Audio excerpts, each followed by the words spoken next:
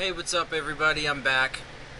On today's episode of Real Talk, I'm continuing my A Moment in Time series with a couple more articles from the July 2nd, 2018 edition. In this video, I'll be discussing the recent Trump policies and subsequent atrocities being committed at the U.S. and Mexico border. To get right into it, the first article I have here for you is by Carl Vick on the topic of the nation, things going on abroad in this country, and it's entitled American Values. Trump's brutal gambit at the border reflects a president uncomfortable with ideals. Presidents have many jobs, and one is telling us who we are. For the first 240 years of U.S. history, at least, our most revered chief executives reliably articulated a set of high-minded, humanist values that bound together a diverse nation by naming what we aspired to: democracy, humanity, equality. The Enlightenment ideals Thomas Jefferson etched onto the Declaration of Independence were given voice by presidents from George Washington to Barack Obama. Donald Trump doesn't talk like that. In the 18 months since his inauguration, Trump has mentioned democracy fewer than 100 times, equality only 12 times, and human rights just 10 times. The tallies, drawn from fact-based, a searchable online agglomeration, of 5 million of Trump's words, contrast with his predecessors. At the same point in his first term, Ronald Reagan had mentioned equality 3 times as often in recorded remarks, which included 48 references to human rights, according to the American Presidency Project at the University of California, Santa Barbara. Trump embraces a different set of values. He speaks often of patriotism, albeit in the narrow sense of military duty or as the kind of loyalty test he's made to NFL players. So I'm going to pause real quick. Obviously, we know Donald Trump just spouts a whole bunch of just outlandish shit on a constant basis. And we also all know that the vast majority of things that come out of that man's mouth are just flat out false.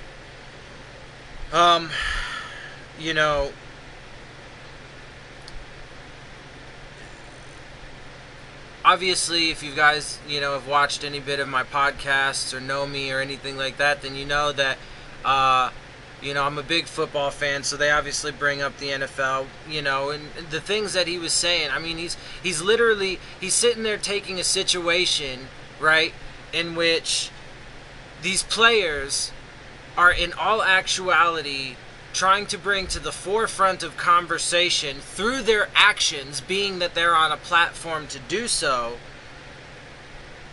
the fact that in this country we have a serious problem with things like, racial profiling, with police brutality, with, just exceptionally unfair treatment of people in general. And it's absolutely just ludicrous and disgusting. He talks about patriotism. First and foremost, as far as I'm concerned, fuck patriotism. Because I'm one of those kind of people, or I'm a person that believes, I'm an Italian American. I have Italian heritage. I'm American born. I'm white. And whatever, various different things. I have all these things that, kind of tell who I am and where I'm from, but it's not at the core of who I am. That doesn't explain who I am as a person, and, it doesn't categorize me properly in the sense that all I am on a core level is a human being. Okay, so getting back to patriotism, fuck patriotism. Frankly, if you want to know, I'm exceptionally disappointed in America, and I'm, not all that proud to be an American at this particular point in time, and I'm not afraid to say that. That doesn't mean I don't love my country. I absolutely do. But we've completely lost sight of what, patriotism is really supposed to be about. It's supposed to be about coming together as a group for a common goal. And that's what human beings need to get back to in general, but certainly we need to get back to it in this country because, that sort of thing has been just absolutely shattered, apparently. And, the shining example is the man that we chose as a country to lead us. He also esteems religious liberty and economic vitality. Jesus Christ. But America's 45th president is not doing what rhetoricians call that transcendent move, says Mary E. Stuckey, a communications professor at Penn State University and author of Defining Americans, the Presidency and National Identity. Instead, with each passing month, he is testing anew just how far from our founding humanism his American First policies can take us. And over the past 2 months on our southern border, we have seen the result. On April 6th, Attorney General Jeff Sessions announced a new zero-tolerance policy toward those crossing illegally into the U.S. from Mexico. In mere weeks, over 2,000 children were taken from their parents and held alone, sometimes being behind chain-link fences under the cold care of the federal government. Before I go on, and before I get to all the rest of the stuff in here that just spells out how terrible this is, you have to be out of your fucking mind if you think that treating people like this is in any way good and or justified.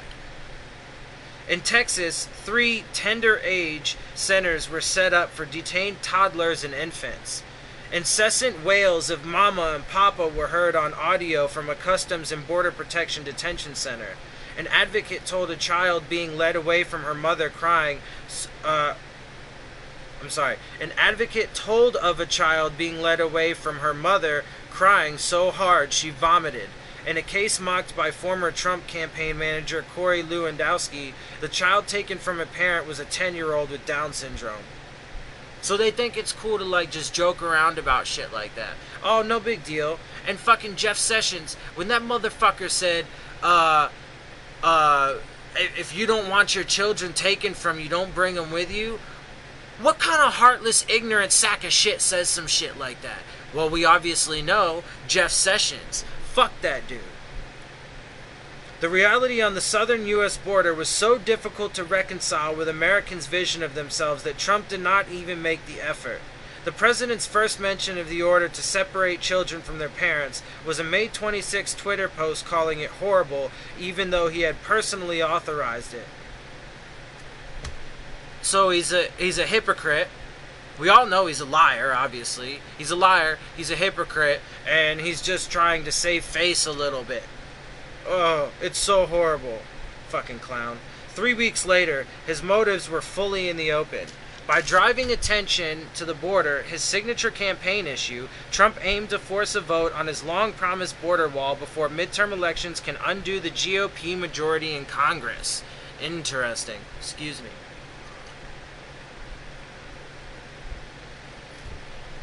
The intention part certainly worked. A week after his return from the June 12th summit with North Korea's dictator, family separation dominated the national conversation like no other political story since former FBI chief James Comey was shown the door.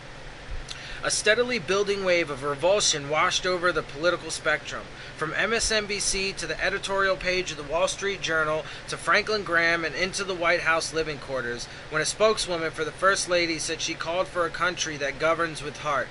Which leaves us facing a question. What kind of country are we? The world has been nervously asking that since since November 2016. And while Trump ultimately capitulated on the forced separation of children, his new order suggested that families would be detained not only together, but perhaps indefinitely. It's fucking crazy, dude. Anyway, for many Americans, the forced separation of immigrant families left them looking into the void from which the brutal policy emerged, the dark space left by the words Trump does say. Now I'm going to pause real quick, and I'm going to go back to that, what kind of country are we? Well, let's think about this, people. we started off with somewhat good intentions. We were trying to get under, the oppressive rule of our English leaders. Okay, fine. All well and good, fair enough. We traveled to another world in which we then completely overran it, killed basically everybody that, lived here first, which, by the way, those who are still around, the Native Americans, are still being vastly controlled and oppressed and so on and so forth by, our government and the people that, control the, the wealth supply and so on and so forth. So, we murder all these people to take over this land. Ever since then, we've been in perpetual war. I mean, when in the existence of America have we not been in war? We own slaves. We can't get civil rights, right worth a fucking damn. We're more divided than we've ever been. Let's see, we're dropping, pretty consistently in overall world rankings as far as things like, math and science and in all major intellectual, categories. We're falling behind in technology and other sciences. We have a medical system that is completely fucked and corrupt, that only wants to treat your illnesses for the duration of your life as opposed to actually ridding them. So I mean, and the people who lead us, the people who are supposed to be there to represent us as American citizens, just lie, cheat, steal, fuck people over. I mean, come on, like, wake the fuck up. If you have an issue being able to realize these things about this country, you need to wake the fuck up. The generalized American public is a workforce, a labor force, a slave force for the wealthy 1% that controls this country. Don't fool yourselves, people. In the first days of the Trump administration, the State Department moved to drop two words, just and democratic, from the list of qualities the U.S. sought to promote beyond its borders. The change did not go through, but the effort signaled a retreat from idealism that is reordering the world. In the name of America First, a slogan that first surfaced to keep America out of World War II, Trump is angrily sawing away at the global structures the U.S. spent decades building after prevailing in that conflict, which left America not only as the globe's only intact major economic power, but also holding the moral high ground. Oh yeah, one more thing about the kind of country that we are. A couple more things, actually. We're one of the leading importers, exporters of things like, illegal narcotics and drugs, guns, people, right? So, we're not saints. We do not lead properly by example. And then furthermore, we're the fucking big bully. We're the bully of the fucking world. We go out there and stick our fucking nose into everybody's business when we don't have any business sticking our nose there. We don't. We have too many fucking problems here in America. Oh, America first. Well, we can't even get America fucking right. Alright? And also don't fool yourselves into thinking that, oh, well, we just had to get into these, wars we've been in. If you actually look back at the facts and, things that have come out since, some of these wars, testimonials and other documents and so on and so forth, if you actually look at the facts, a lot of these wars that we've gotten into, the things that provoked us into the war were indirectly, at the very least, caused by America. The sinking of the Lusitania, look it up, find out the facts. Pearl Harbor, find out the actual facts about that. Sure, the Japanese, attacked us, but that was after, we did things like impose sanctions and tariffs and shit like that on them, right? Sound familiar? Oh boy, crazy, I know. 9/11. Please, people, wake the fuck up if you have it in your mind that not necessarily the government, but certainly government agencies and certainly the powers that control the government, those powerful, those rich and powerful families at the very top, right, that control the different major corporations and politicians and lobbyists and so on and so forth, right? They are here for their self-interest. That's it. And they'll do anything and everything they can for that self-interest, including doing terrible things to their own people in order to spur a unity between the people through fear, right? Because that's what ends up happening. These terrible things happen. America gets all fucking scared and shit, right? Because, we just got attacked and so on and so forth. And then, despite the fact that the general populace didn't even want to take part in said wars, generally speaking, they end up rallying behind it with, unprecedented support because, we just got fucking attacked. Come on, people, put this shit together. It's not that fucking hard to figure out. People talk about, conspiracy theory this and conspiracy theory that. That's, just a label on it to make it seem like it's some ridiculous, fantasized, imaginatory concept. It's not. That shit fucking happens. Wake the fuck up. Imperfect in myriad ways, lynching was still common in 1945. Women had been allowed to vote for just a quarter century. The U.S. looked plenty good beside the Third Reich and Imperial Japan and vowed to do better. In a post-war world divided between the West and communism, America assumed the role of beacon.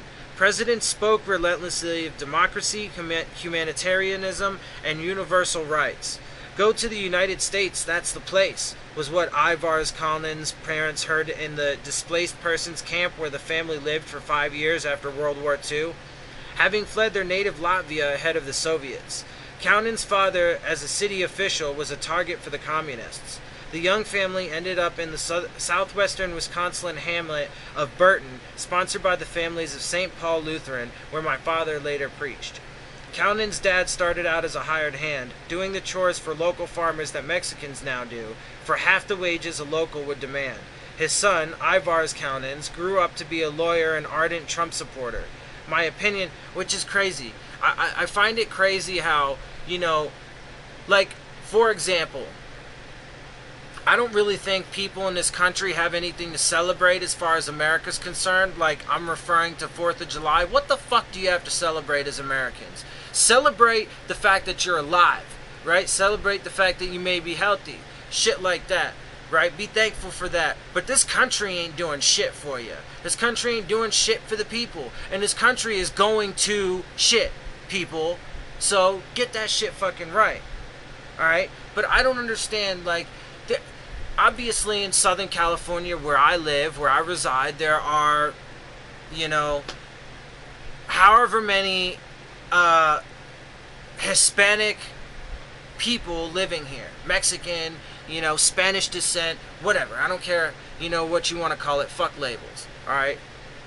You get the idea. So, the thing that's funny to me is, how can these people be out getting fucking drunk, fucked up, having a good time, spending money, giving money to these corporations that are the cause of all of this shit, and that are doing things like separating tiny children from their parents at the fucking Mexico border? We are doing disgusting things to your people.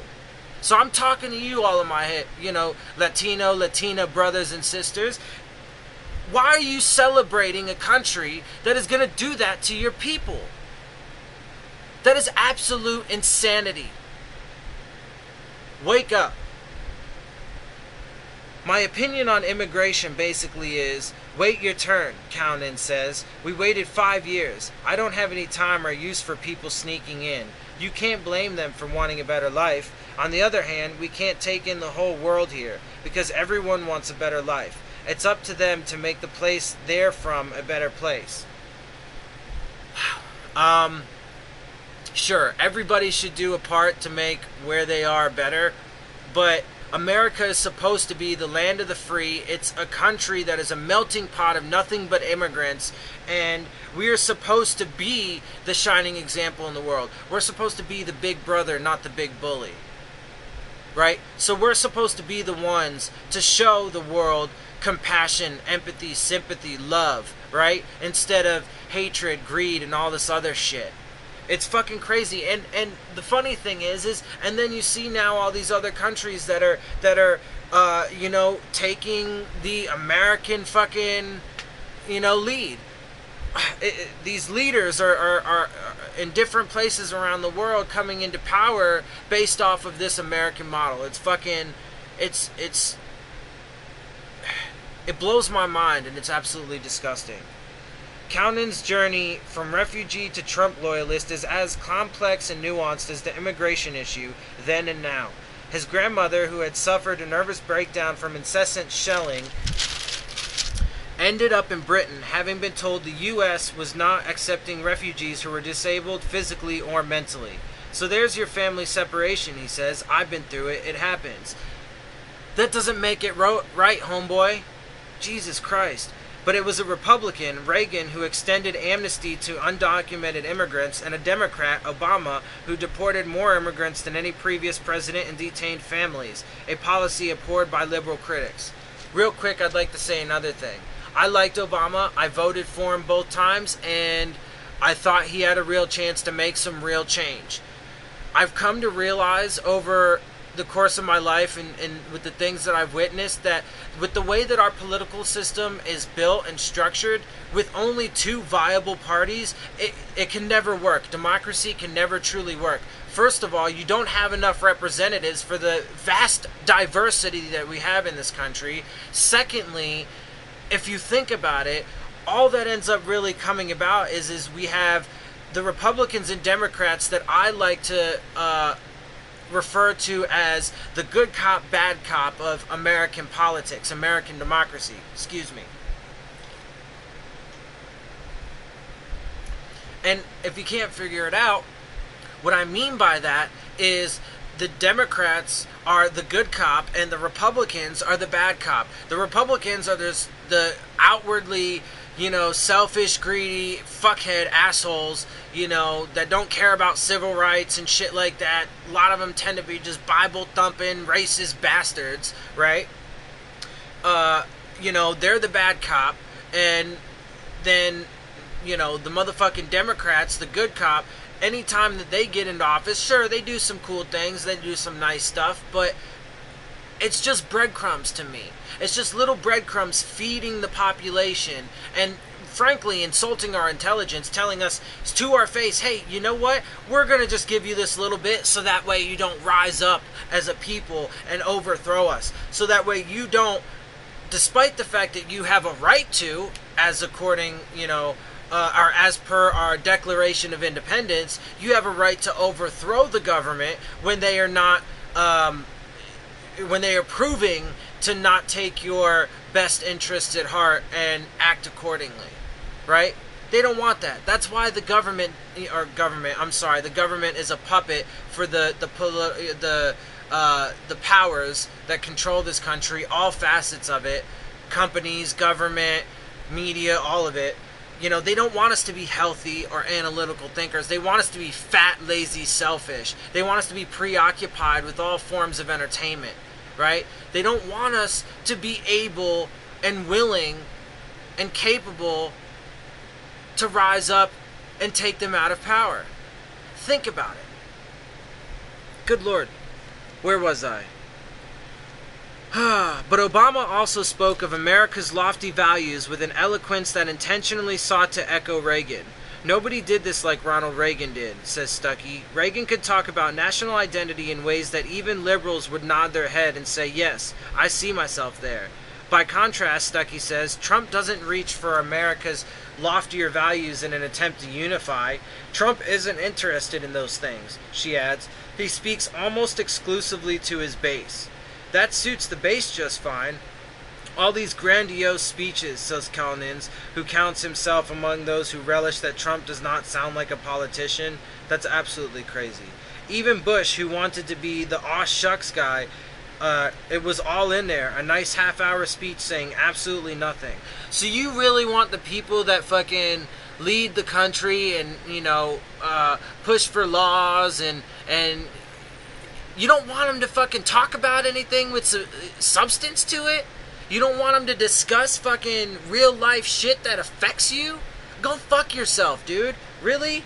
Jesus. You're an ignorant fucking asshole. Wow. Absolutely crazy. I'm sorry. I get a little passionate, so excuse me. Let's see. That's what we've gotten away from. It scares the hell out of some people, but I personally feel that there must have been something there that helped him win. Because we were on the road to the fall of the Roman Empire. I don't even know what the fuck he's talking about there at the fall of the Roman Empire. Frankly, the fall of the American Empire is on the fucking horizon. But, gotten away from it, what? Politicians saying absolutely fucking nothing? And there must have been something that helped him win.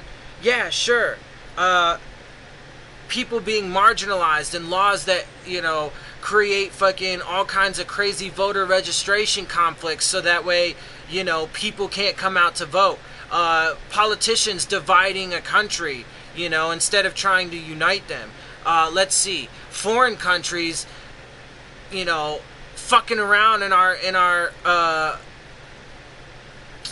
election cycles, you know, just all kinds of fucking crazy fucked up shit, dude. Like, come on, bro. What's lost in Trump's approach is any expectation of higher purpose. He makes no apology for lavishing praise on authoritarian leaders that past U.S. presidents dealt with at arm's length. Egypt's Abdul Fattah al-Sisi, somebody that's been very close to me from the first time I met him. I'm guessing that's a Trump quote. The Philippines' Rodrigo Duterte, great relationship. Oh yeah, these are. And Russia's strong leader Vladimir Putin. When China's Xi Jinping announced he would be president for life, placing 1.4 billion people deeper under government control, Trump offered congratulations.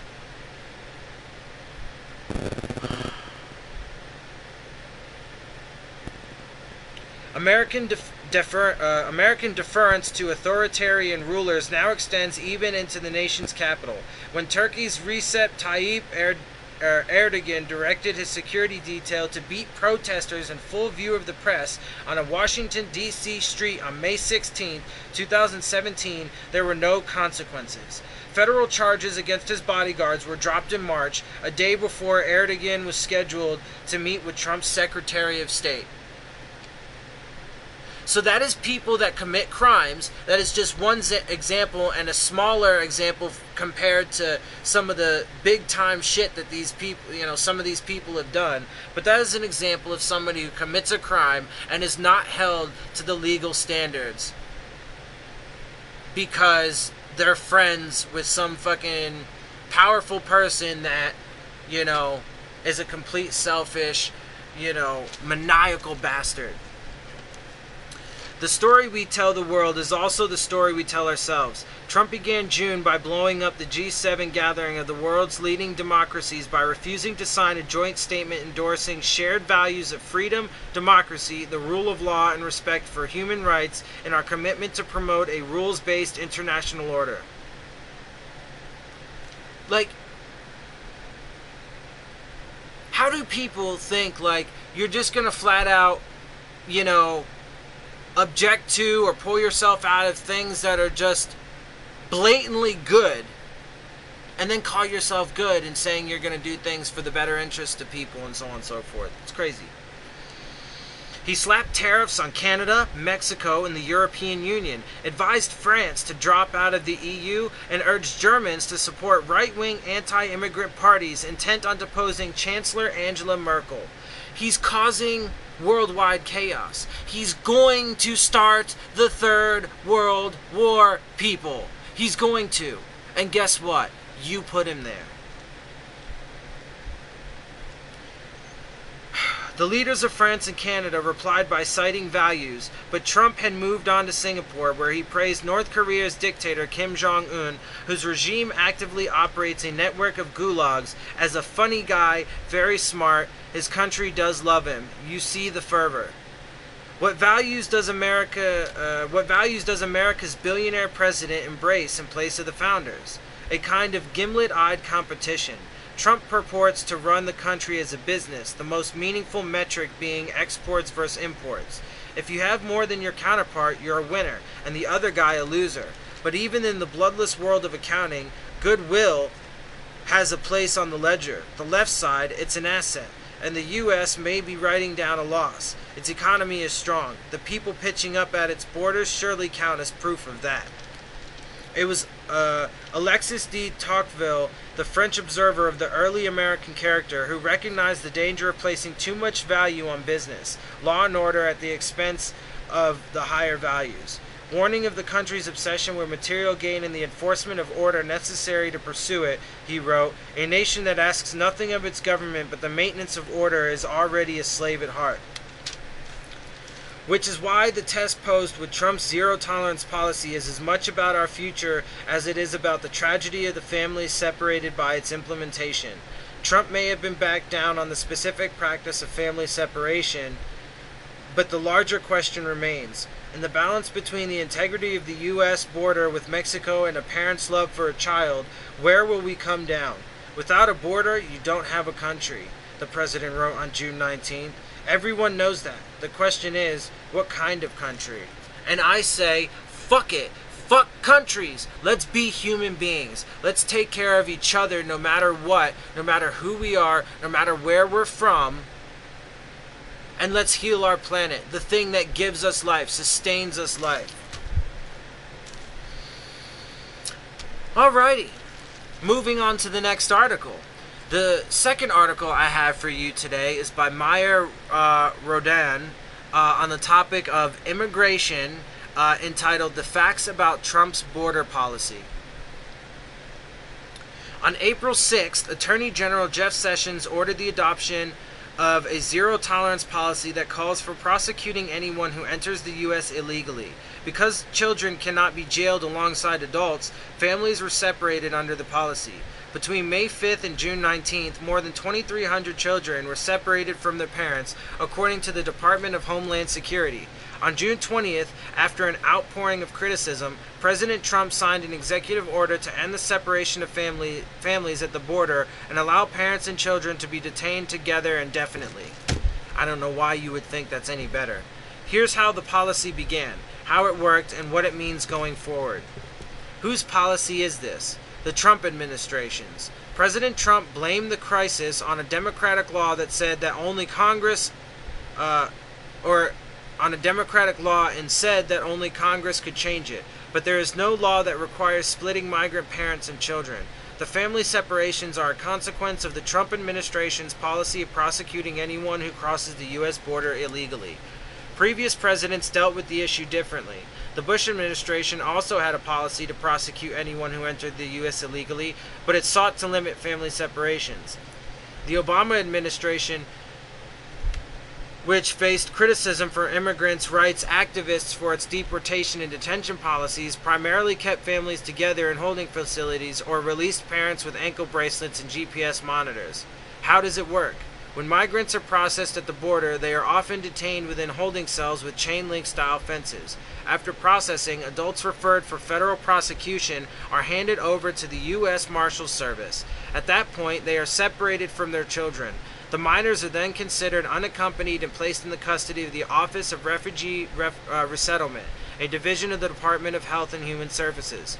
Unaccompanied children are placed in shelters or with foster parents until they can be released from federal custody to an adult sponsor, usually a parent or close relative. That sponsor is then responsible for caring for the minor through immigration court proceedings. HHS has a network of over 100 facilities across 17 states that provide care for migrant children. Some children end up in different parts of the country from their parents. Under the policy, the youngest children have been sent to tender age centers. Some contain playrooms full of crying preschool-age kids, according to the lawyers and medical professionals who have visited them. Real quick, I want to say, how can any of this, when you hear or read this shit, how can you think any of this is good? Nothing about it is effective or efficient. Nothing about it is humane or decent. It's just absolutely insane. What happens to unaccompanied children? Federal officials begin the process of trying to locate a potential sponsor once kids are placed in ORR custody. In 2017, about 90% of children were eventually released to parents or close relatives. On average, kids spend about 57 days at shelters, according to the ORR. While there, they are provided with medical care, food, and education. But officials say they are working to verify relationships and keep parents in contact with their children. Immigration and Customs Enforcement posts in its facilities lists of phone numbers and email addresses that parents can use to try to reach their kids. If a court orders a parent to be removed from the U.S., the parent can opt to have his or her children removed with them. Thanks for that fucking courtesy. What does the Trump administration want Congress to do? Pass legislation that closes loopholes in U.S. immigration law, according to DHS Secretary Kirstjen Nielsen. She says the administration wants lawmakers to reform asylum laws to stop applicants from making false claims, amend a 2000 anti-trafficking law that she says encourages families to put children in the hands of smugglers, and change a 1997 legal agreement known as the Flores Settlement, which she says would allow for families to be detained together throughout the legal process. What happens next? President Trump's executive order will halt family separations, but not his zero-tolerance policy. As part of his order, the president asked the Attorney General to file a request to amend a legal settlement that dictates how long kids can be detained. It is not yet clear what Congress may do about immigration. Before the surge in family separations, House Republicans were already weighing multiple bills that addressed border immigration issues. The one with the best chance of passing the House, which is favored by GOP leaders, has been updated to end migrant family separations. So they fucking had it in there already to just do that? Good for them. That's a good fucking policy, man. Jesus. But House GOP officials say they're unsure of its fate in the Senate. Republican leaders in the Senate say they want a narrow fix to end the family separations. Texas Senators John Cornyn and Ted Cruz both proposed legislation that would boost capacity for family detention centers and authorize more immigration judges to ease the case backlog. Democrats have coalesced around a bill sponsored by California Senator Dianne Feinstein that would prohibit the practice of separating families.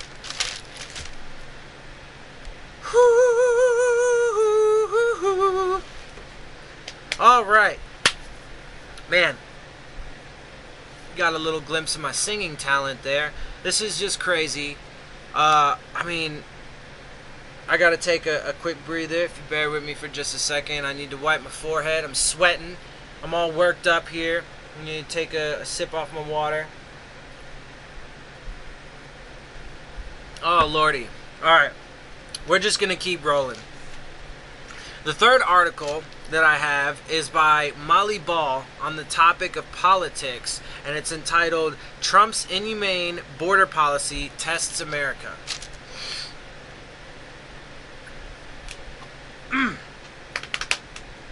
Here we go. It is a crisis Donald Trump created and always had the power to solve. At detention facilities across the country, children are penned in cages, crying out piteously for the parents from whom they have been torn by border agents on orders from Washington. Some children may never see their mother or father again. In a presidency marked by serial outrages, the scandal over family separations at the southern border has been unlike any other. The president didn't just say something offensive, he intentionally turned the machinery of the state on some of the world's most vulnerable humans. He applied his signature approach, brutal toughness, to his trademark issue, immigration. He greeted criticism of his policy with mockery, falsehoods, and blame casting. He handcuffed the Republican Party and hamstrung understaffed federal agencies. All the themes of Trump's character and administration were embodied in this wrenching calamity. At first, Trump embraced the outrage, as he so often does.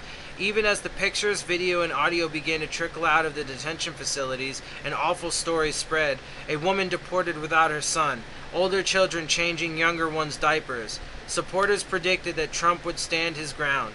The president is stubborn enough to stick with this, said Mark Krikorian, executive director of the Center for Immigration Studies, which advocates for tougher immigration laws.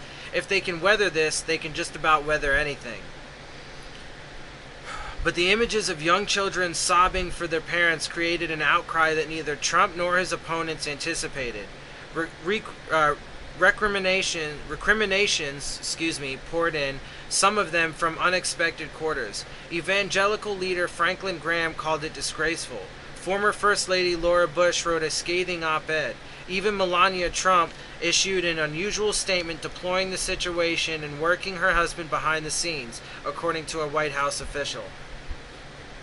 The president and his party faced a tuxedo. The president and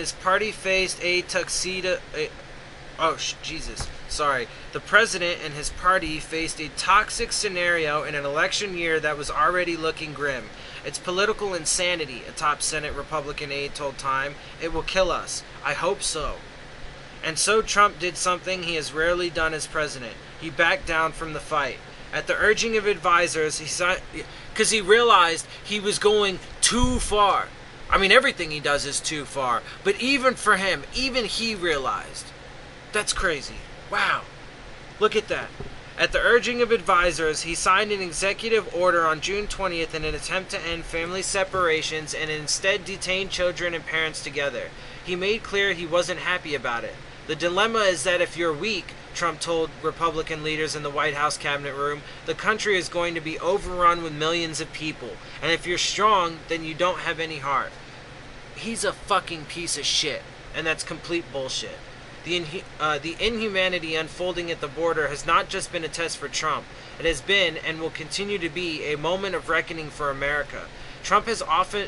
Yeah, he's showing that America is a giant piece of fucking shit. We're a cesspool of jackass, selfish motherfuckers. Good Lord, man. Trump has often bet that if he just rides out the current frenzy, the anger will fade and some new controversy will erupt. He thinks shock is a temporary condition, moral outrage is phony posturing, and that the American people can be numb to just about anything. If there is a Trump creed, it's that there's no such thing as going too far. That may have found its limit with putting children in cages. But as his zero-tolerance policy heads toward a seemingly inevitable court battle, the jailing of kids may become the jailing of families, and we will see how much American hearts can withstand. The idea of separating families was once a bridge too far even for Trump. John Kelly, then Secretary of the Department of Homeland Security and now White House Chief of Staff, floated the policy publicly in March 2017, only to backtrack in the face of political concern. But Trump's second year in office has been marked by the casting off of constraints and the marginalization of mainstream opinion. He has always believed that his stance against undocumented immigration was at the core of his political appeal, tapping working-class economic anxieties and latent nationalism. So when the number of illegal crossings began to tick upward this year, the product of seasonal patterns and human rights crisis in Central America, Trump was infuriated. In meetings, he berated Kelly's successor, DHS Secretary Kirstjen Nielsen, and demanded that his staff find new approaches. Stephen Miller, Trump's senior policy advisor and an immigration hardliner, revived the zero-tolerance proposal. Anyone caught crossing the border without authorization would be subject to prosecution and jailed to await trial. It was announced by the Department of Justice in the spring to little fanfare. No fucking kidding. As the outrage grew, political panic set in. Polls showing that about two-thirds of Americans opposed the family separations prompted pushback from congressional Republicans. Immigration has long been the front line of the war for the soul of the GOP, with its business and donor classes favoring liberalization, while a vocal minority opposes anything it considers amnesty. Trump's actions have only deepened those divisions. Says a GOP lawmaker, "I'm not sure the president realizes that this is hurting the entirety of the Republican Party." Good. Destroy it. I hope he destroys it. Our fucking entire political system needs to be ripped out from the roots and done again. As Republicans grasp for a legislative solution, Trump declined to provide much clarity, let alone leadership. "I am behind you so much," the president said at a closed-door meeting of House Republicans on June 19th. "Pass the bill. Do something," he said. Despite Trump's executive order, House lawmakers still plan to vote on a pair of immigration bills on June 21st. But even if Congress passed a bill, Republicans acknowledged there was no guarantee that Trump would sign it. "It's dangerous to take this president at his word," his Senate GOP aide told Time. That's not a judgment, that's a statement of fact. What happens next for the parents and children detained at the border is just as murky. The president's executive order calls for families to be detained together, ending the separation issue but creating new complications. It is likely to be challenged in court. Immigrants advocates fear that this move could diffuse the public pressure as family separations give way to family internment camps. And there is still no system in place to reunite the thousands of children and parents already separated from one another. Whatever misery this mess brings will lay squarely at the feet of the president, but what price he will pay remains unclear. Trump was elected on the strength of some searing truths about the American political system, that Washington was broken and politicians of both parties were hopeless lightweights, and also some searing falsehoods, including that a frightening, inhumane foreign threat was to blame for the nation's problems. He placed a cynical bet on the American character that our capacity for empathy only went so far. The outcome of the humanitarian crisis at the border will be a test of whether that wager was right. Holy fucking balls, people. Okay. Whew. This shit is out of control. Out of fucking control. Alright. Oh, we're getting along. So, if you're still with me here, I do got a little bit more. The next few articles are short pieces, with perspectives describing different aspects of the current state of affairs going on in the country. And the first one I have here is by Sarah Saldanha, entitled A Costly Distraction. Each year I was the director of U.S. Immigration and Customs Enforcement. Congress mandated that we use discretion when deciding how to use our funds wisely. This prosecutorial discretion is a time-honored and rational approach to seeking justice, one that balances the need to ensure public safety with the availability of limited public resources. Every dollar spent by the U.S. government... hold on, let me just say that real quick. The failure to adequately allocate resources, which is the responsibility of, government, causes, all kinds of unnecessary decisions to be made, that cause people to, decide between, the lesser of two evils, basically. Two bad things, but, this one's less bad, but, we got to go with it because we don't have the money or the resources. Wild. Every dollar spent by the U.S. government in pursuit of criminal misdemeanor immigration cases is wholly contrary to that mandate. Setting aside concerns of compassion, if that is even possible, the zero-tolerance policy further burdens our overburdened justice system when there are drug cartels, international organized criminal enterprises, and cyber malefactors to investigate. While Congress has incomprehensibly evaded the responsibility of legislating total immigration reform, there are effective alternatives to manage our critical border security issues other than simplistic responses like a physical border wall or the criminal pursuit of immigrant mothers, fathers, and infants. Yeah, let's draft some legitimate policy. Let's stop fucking hating on people so much. Let's be decent, kind human beings. How about that? I work directly with the presidents, national security, and immigration officials of our neighbors to the south to collaborate on such solutions, which I found to be meaningful and effective. We should continue our public information programs in Guatemala, Honduras, El Salvador, and Mexico, among other countries, to emphatically lay out the dangers of illegal immigration. We should work with these governments to shore up their economies and strengthen their nation-building capacities, and we should collaborate with, not denigrate them, for the sake of our mutually beneficial law enforcement relationships. I am a true believer in the rule of law and the important ends of law enforcement. The actions being taken serve neither. I agree that the actions taken serve neither, but I disagree with, the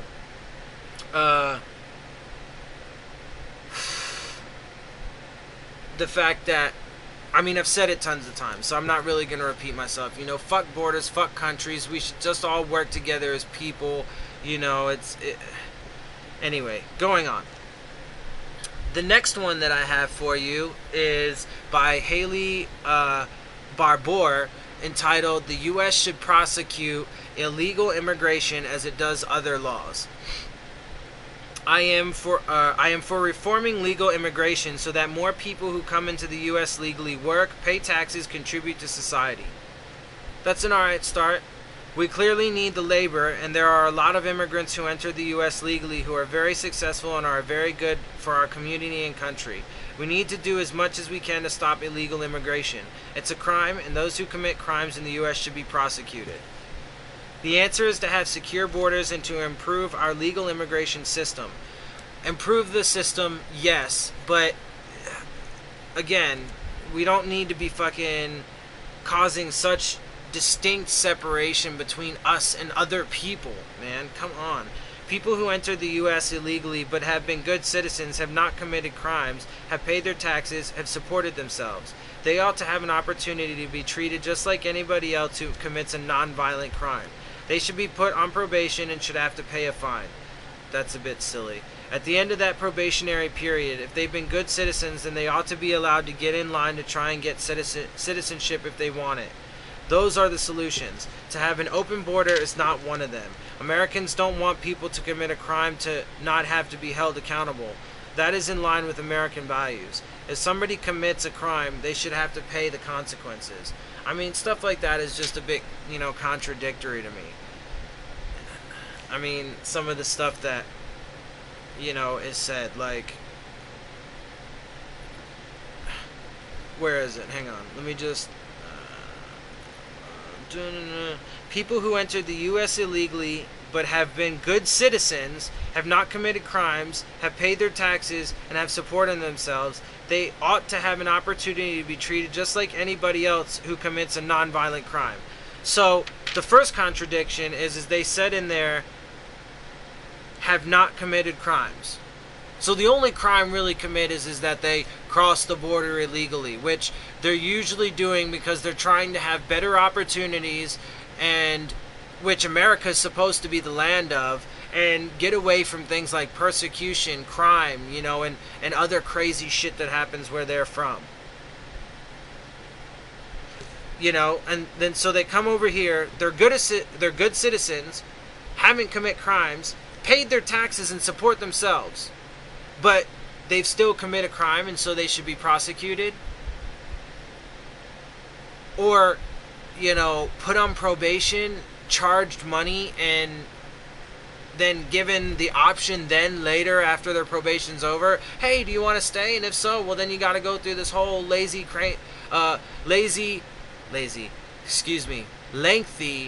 crazy process to become a citizen, or then you just got to fucking dip. You got to dip set. You got to be out. You got to bounce. Get out of the country. That's kind of crazy. Like, I don't think that, I absolutely think that our laws and our policies need to be changed, but some of that is not the answer either. Okay, so the next article is by Norman Y. Mineta, entitled America's Recent Horrors Echo Its History. In 1942, as a 10-year-old boy in San Jose, California, I was one of 120,000 people, close to 70% of us who were American citizens, taken from our homes by the U.S. government and put into makeshift detention camps at horse racetracks. Our so-called crime was that we were of Japanese ancestry after Japan had attacked America. Right, so we did it then, right? So if you don't know, during that time period, we had internment camps of our own. We deplore the actions of people like, Hitler for having internment camps, and we didn't do some of the same terrible things, but they were essentially internment camps. I mean, we took people's property, and completely, fucked with their lives. Put them into internment camps just because they happen to be of Japanese descent.